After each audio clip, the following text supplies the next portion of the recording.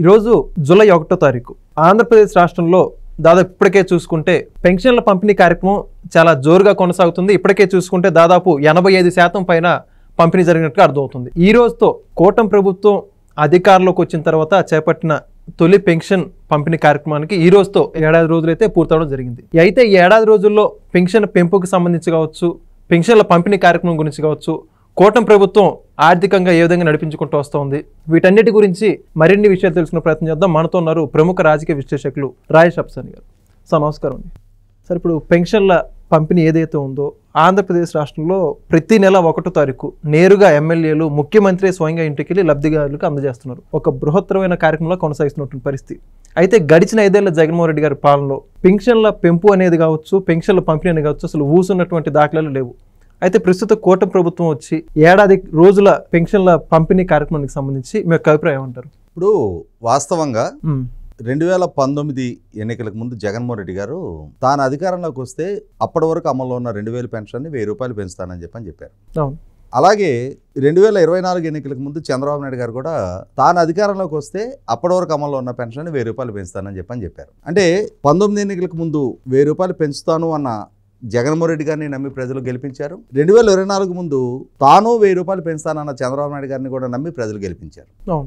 నాటి పెంపు ఎలా అమలు జరిగింది, నేటి పెంపు ఎలా అమలు జరిగింది అనేది డెఫినెట్గా చర్చనీయాంశం.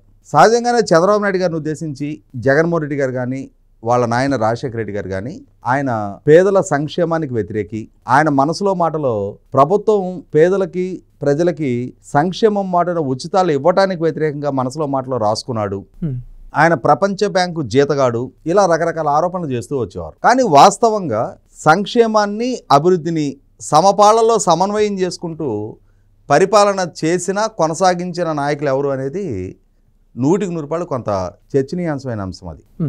ఎందుకంటే ఇప్పుడు కూడా జగన్మోహన్ రెడ్డి గారికి మైకి దొరికిన ప్రతి సందర్భంలో కూడా మన పాలనా హయాంలో అప్పుడు అలా జరిగింది, ఇప్పుడు ఇలా జరిగింది, ఆ పథకం అందింది, ఈ పథకం అందింది, ఇన్ని లక్షల కోట్ల రూపాయలు నేను డైరెక్ట్ బెనిఫిట్ ట్రాన్స్ఫర్ ద్వారా ఇలా బటన్ నొక్కి అలా పంపిణీ చేశానని చెప్పని ప్రచారం చేసుకుంటా ఉన్నారు. ఈ ప్రభుత్వం ప్రజలను వంచిస్తుంది అని చెప్పని నిరసన కార్యక్రమాలు కూడా టేకప్ చేస్తూ ఉన్నారు. ఇటువంటప్పుడు అసలు ఈ పెన్షన్ పంపిణీ గురించి కొంత లోతైన వివరాలతో కూడిన చర్చ చేద్దాం మనం.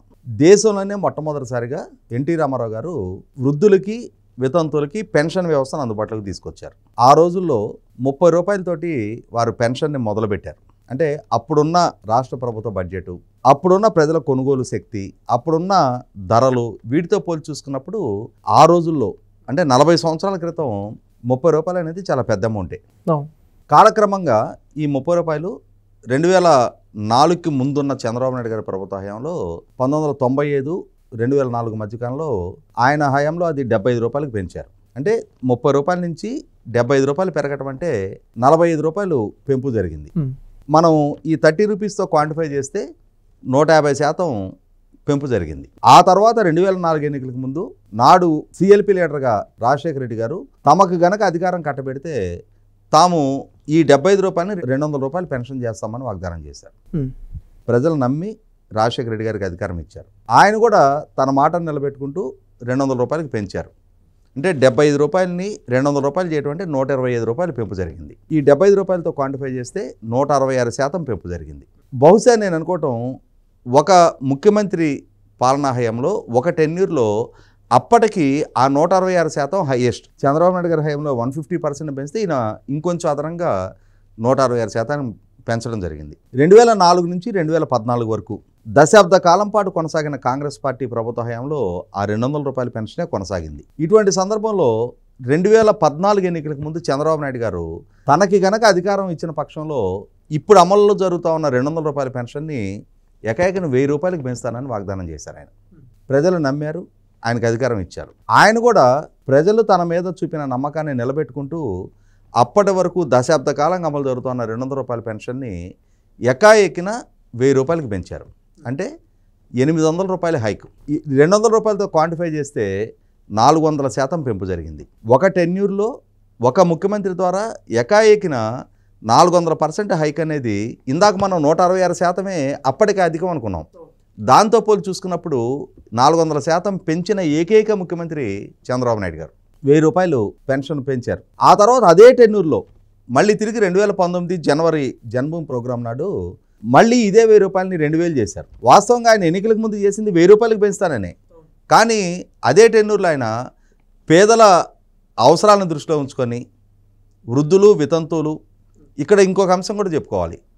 అదే టెన్యూర్లో చంద్రబాబు నాయుడు గారి ద్వారా చాలా కొత్త రకాల పెన్షన్లు కూడా ఇంప్లిమెంటేషన్లోకి వచ్చాయి.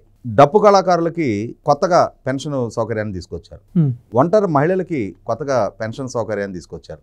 చేనేత కార్మికులకి, గౌడ కార్మికులకి, వీళ్ళకు తోడు సమాజంలో వివక్షకు గురవుతూ ఆఖరికి కన్న తల్లిదండ్రుల నుంచి కూడా దూరంగా నెట్టివేయబడుతున్న ట్రాన్స్జెండర్లు, హిజ్రాలు, వారికి కూడా పెన్షన్ సౌకర్యం చంద్రబాబు నాయుడు గారు కల్పించారు.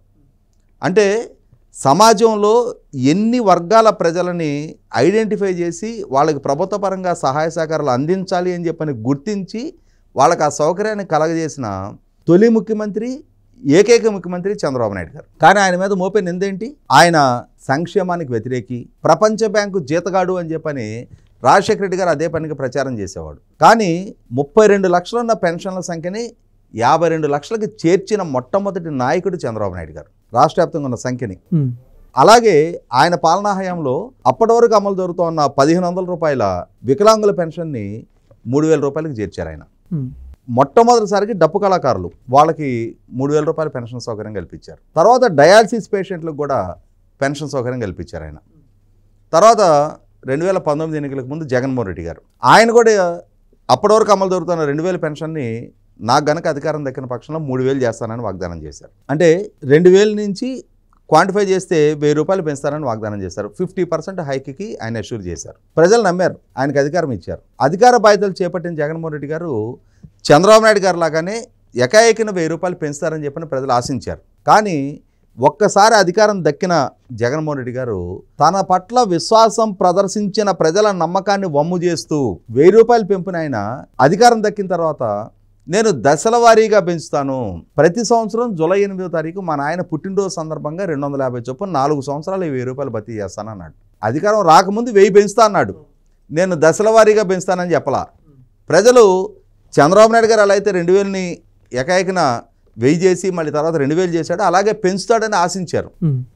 కానీ ఈయన అధికారం దక్కిన తర్వాత 2019 మే 30 ఆయన ముఖ్యమంత్రిగా బాధ్యతలు చేపట్టాడు. మరి తొలి జూలై 8 ఆయన బాధ్యతలు చేపట్టగానే వాళ్ళ నాయన పుట్టినరోజు వచ్చింది కదా, ఆ సంవత్సరం పెంచలా.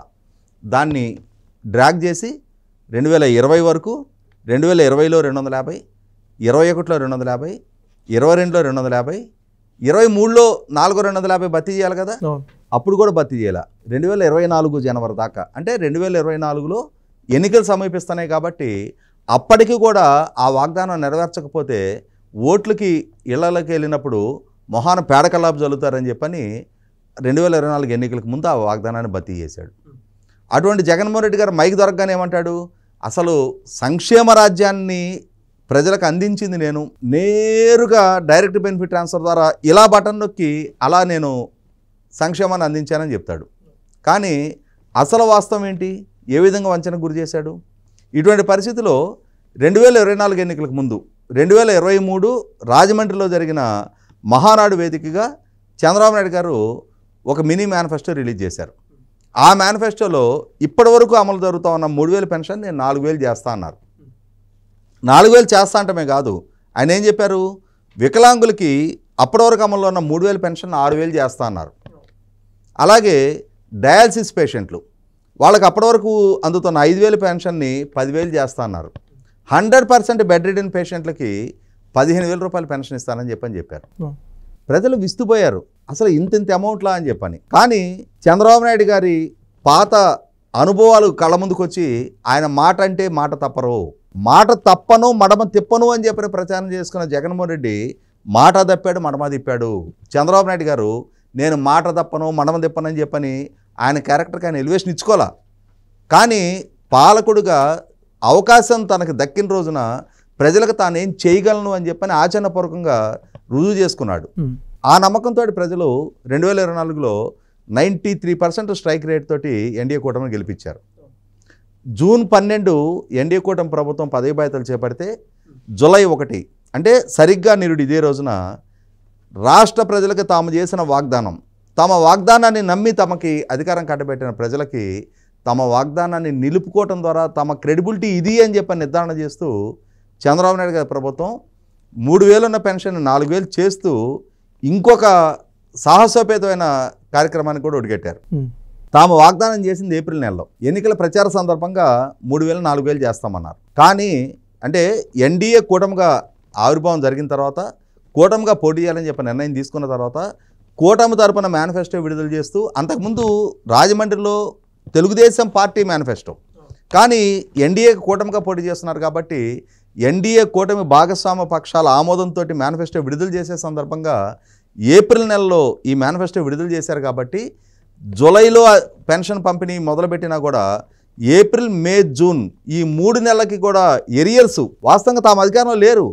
కోడ్ ఆఫ్ కండక్ట్ అమల్లో ఉంది. జగన్మోహన్ రెడ్డి పాలకుడుగా ఉన్నాడు.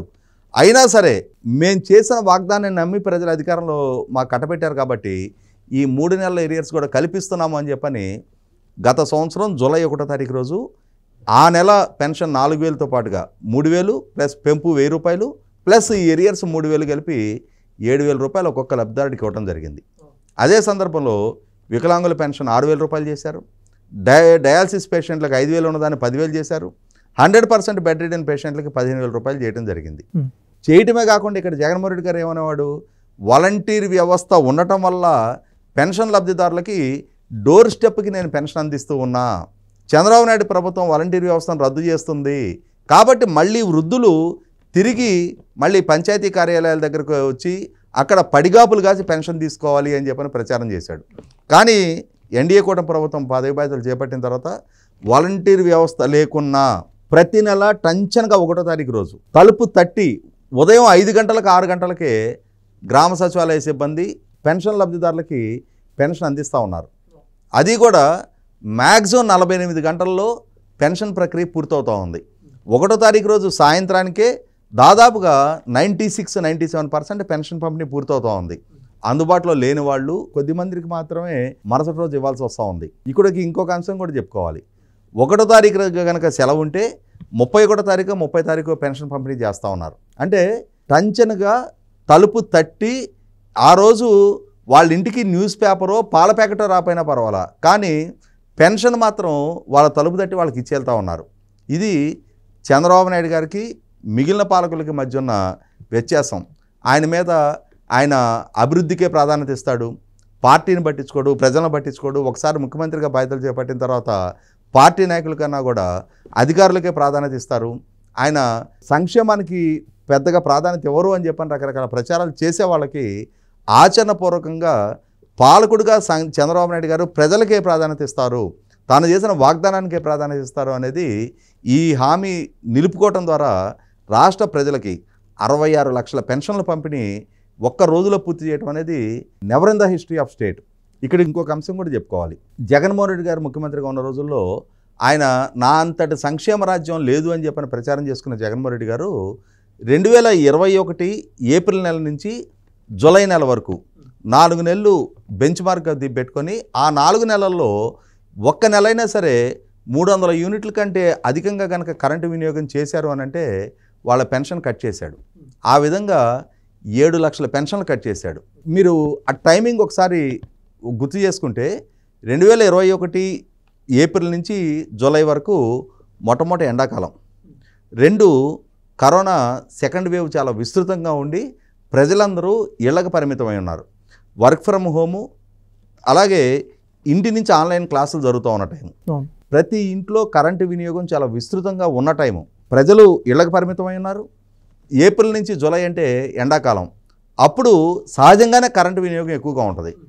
దాన్ని ప్రామాణికంగా తీసుకొని ప్రజల కరెంటు ఎప్పుడు ఎక్కువగా వినియోగిస్తారో దాన్ని ప్రామాణికంగా తీసుకొని దాన్ని బెంచ్ మార్క్ పెట్టుకొని ఆ 4 నెలల్లో ఒక్క నెల 300 యూనిట్లు అధికంగా కరెంటు కాల్చినా కూడా పెన్షన్లు కట్ చేశాడు. 7 లక్షల పెన్షన్లు కట్ చేయడం జరిగింది.